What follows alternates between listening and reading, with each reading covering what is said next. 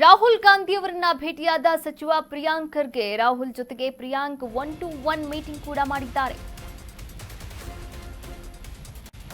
ರಾಹುಲ್ ಗಾಂಧಿ ಅವರನ್ನ ಭೇಟಿಯಾದ ಸಚಿವ ಪ್ರಿಯಾಂಕ್ ಖರ್ಗೆ ರಾಹುಲ್ ಜೊತೆಗೆ ಪ್ರಿಯಾಂಕ್ ಖರ್ಗೆ 1-to-1 ಮೀಟಿಂಗ್ ಮಾಡಿದ್ದಾರೆ.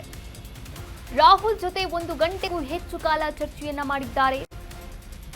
ರಾಜ್ಯ ರಾಜಕೀಯ ಆರ್ಎಸ್ಎಸ್ ನಿರ್ಬಂಧ ವಿಚಾರವಾಗಿ ಅದರ ಜೊತೆಗೆ ವೋಟ್ ಚೋರಿಗೆ ಸಂಬಂಧಪಟ್ಟಂತೆ ಪ್ರಿಯಾಂಕ್ ಚರ್ಚೆ ಮಾಡಿರಬಹುದು ಎನ್ನಲಾಗ್ತಾ ಇದೆ.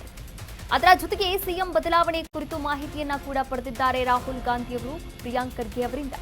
ದೆಹಲಿಯ ಸೋನಿಯಾ ಗಾಂಧಿ ನಿವಾಸದಲ್ಲಿ ಮಾತುಕತೆಯಾಡಿರುವಂಥದ್ದು. ರಾಹುಲ್ ಗಾಂಧಿ ಅವರನ್ನ ಭೇಟಿಯಾದಂತಹ ಸಚಿವ ಪ್ರಿಯಾಂಕ್ ಖರ್ಗೆ ಅವರು 1 ಗಂಟೆಗೂ ಹೆಚ್ಚು ಕಾಲ ಚರ್ಚೆಯನ್ನ ಮಾಡಿದ್ದಾರೆ. ಯಾವ ವಿಚಾರವಾಗಿ ಚರ್ಚೆಯನ್ನ ಮಾಡಬಹುದಾಗಿತ್ತು? ಖಂಡಿತವಾಗ್ಲೂ ಕೂಡ ಚರ್ಚೆಯನ್ನ ಮಾಡಿದ್ದಾರೆ.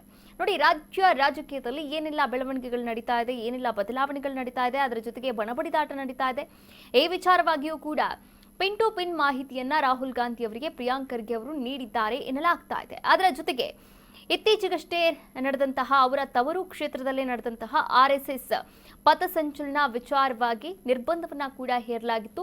ಈ ವಿಚಾರವಾಗಿ ನಾವೆಲ್ಲ ಏನು ನಿಲುವನ್ನ ತೆಗೆದುಕೊಂಡ್ವಿ, ಆಮೇಲೆ ಕೋರ್ಟ್ ಮೂಲಕ ಹೋಗಿ ಬಂದಿರತಕ್ಕಂಥ ವಿಚಾರಗಳಾಗಿರಬಹುದು, ಈ ವಿಚಾರವನ್ನ ಕೂಡ ಕಂಪ್ಲೀಟ್ ಮಾಹಿತಿಯನ್ನ ಕೂಡ ನೀಡಿದ್ದಾರೆ ಎನ್ನಲಾಗ್ತಾ ಇದೆ.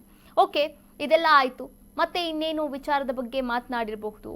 ವೋಟ್ ಚೋರಿ ಸಂಬಂಧಪಟ್ಟಂತೆಯೂ ಕೂಡ ಮಾತನಾಡಿದ್ದಾರೆ ಎನ್ನಲಾಗ್ತಾ ಇದೆ. ಅದರ ಜೊತೆಗೆ ಬಹುಮುಖ್ಯವಾದಂತಹ ವಿಚಾರ ಇದೀಗ ರಾಜ್ಯ ರಾಜಕೀಯ ವಲಯದಲ್ಲಿ ಚರ್ಚೆಯಾಗ್ತಾ ಇರುವಂಥದ್ದು. ಈಗಾಗಲೇ ಡಿಕೆ ಶಿವಕುಮಾರ್ ಅವರು ಕೂಡ ಹೇಳಿಬಿಟ್ಟಿದ್ದಾರೆ, ನವೆಂಬರ್ 26ಕ್ಕೆ ನಾನು ಪದಗ್ರಹಣ ಮಾಡೇ ಮಾಡ್ತೀನಿ ಎನ್ನುವಂತಹ ಡೆಡ್ಲೈನ್ ಅನ್ನ ಕೂಡ ಕೊಟ್ಟಿರುವಂಥದ್ದು. ಹಾಗಾದ್ರೆ ಆಪ್ತ ಬಣದ ಹತ್ತಿರ ಡಿಕೆ ಶಿವಕುಮಾರ್ ಅವರು ಏನು ಮಾತನಾಡಿದ್ದಾರೆ, ಸಿಎಂ ಬದಲಾವಣೆ ಕುರಿತಂತೆ ಈ ಬಗ್ಗೆಯೂ ಕೂಡ ಮಾಹಿತಿಯನ್ನ ಪಡೆದಿರುವಂಥದ್ದು.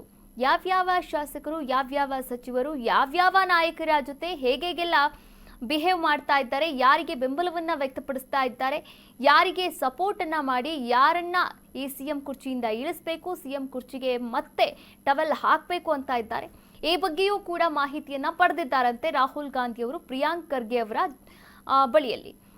ದೆಹಲಿಯ ಸೋನಿಯಾ ಗಾಂಧಿ ಅವರ ನಿವಾಸದಲ್ಲಿ ಮಾತುಕತೆಯನ್ನ ಆಡಿದ್ದಾರೆ. 1 ಗಂಟೆಗೂ ಹೆಚ್ಚು ಕಾಲ ಸಂಪೂರ್ಣವಾದಂತಹ ಡೀಟೇಲ್ಸ್ ಅನ್ನ ಕೂಡ ಪಡೆದುಕೊಂಡಿದ್ದಾರೆ ರಾಹುಲ್ ಗಾಂಧಿ ಅವರು. ಹಾಗಾದ್ರೆ ರಾಹುಲ್ ಗಾಂಧಿ ಅವರು ಏನೆಲ್ಲ ಒಂದು ನಿಲುವನ್ನ ತೆಗೆದುಕೊಳ್ಳಬಹುದು?